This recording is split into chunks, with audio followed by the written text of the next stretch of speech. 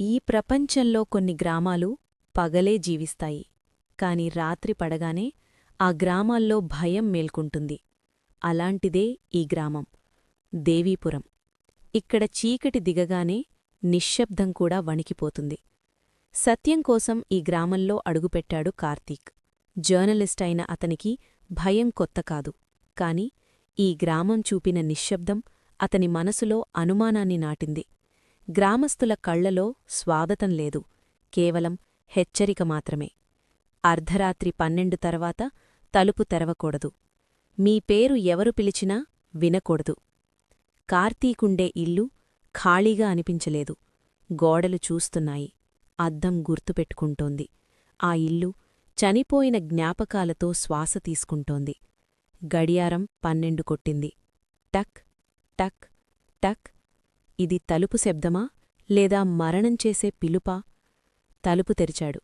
ఎవ్వరూ లేరు, కాని అద్దంలో మాత్రం ఒక అమ్మాయి. పొడవాటి జుట్టు, చీకటి కళ్ళు, వేదనతో నిండిన ముఖం. నన్ను గుర్తుపట్టలేవా అని ఓ మౌనస్వరం. ఆమె పేరు అనన్య. చనిపోయినవాళ్లు కోపంతో కాదు, అన్యాయంతో తిరిగివస్తారు. 5 ఏళ్ల క్రితం అనన్య న్యాయమడిగింది. గ్రామం ఆమె మాట వినలేదు. బావి దగ్గరకు తీసుకెళ్ళింది. మౌనంగా ఆమెను లూతులోకి నెట్టింది. ఆ రోజే ఈ గ్రామం శాపగ్రస్తమైంది. ఆ బావి నీళ్లతో కాదు, రక్తంతో నిండిపోయింది. ప్రతి అర్ధరాత్రి ఒక పేరు పిలుస్తోంది. ఒక్కొక్కరుగా గ్రామస్తులు మాయమవుతున్నారు. ఇది హత్య కాదు, ఇది ప్రతీకారం కూడా కాదు. ఇది న్యాయం కోసం వచ్చిన చివరి పిలుపు. ఉదయం వెలుగు వచ్చినా భయం తగ్గలేదు. బావి దగ్గర మృతదేహాలు.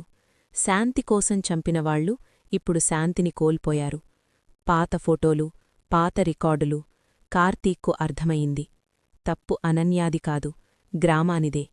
ఆ రాత్రి ఆకాశం కూడా గర్జించింది. ఈ కథ ముగియబోతోంది, లేదా ఇంకో భయంకరమైన మలుపు తిరగబోతోంది. అనన్య ఆత్మ అందరి ముందు ప్రత్యక్షమైంది. నాకు రక్తం అవసరం లేదు, నాకు నిజం కావాలి. గ్రామం మోకాళ్లపై పడింది. క్షమాపణలు కోరింది. ఆమె కన్నీళ్లు రక్తం కాదు, వేదన. నిజం ఒప్పుకున్న క్షణంలో శాపం కరిగిపోయింది. ఉదయం వచ్చింది. గ్రామం ప్రశాంతంగా ఉంది. కార్తీక్ వెళ్ళిపోతున్నాడు. అద్దంలో చూశాడు. తన ప్రతిబింబం లేదు. కొన్ని నిజాలు బయటపెడితే మనమే ఆ కథలో భాగమవుతాం. కొన్ని ఆత్మలు న్యాయం దొరికాక నిశ్శబ్దమవుతాయి. కాని కొన్ని నిజాలు మనల్ని శాశ్వతంగా మౌనంగా చేస్తాయి.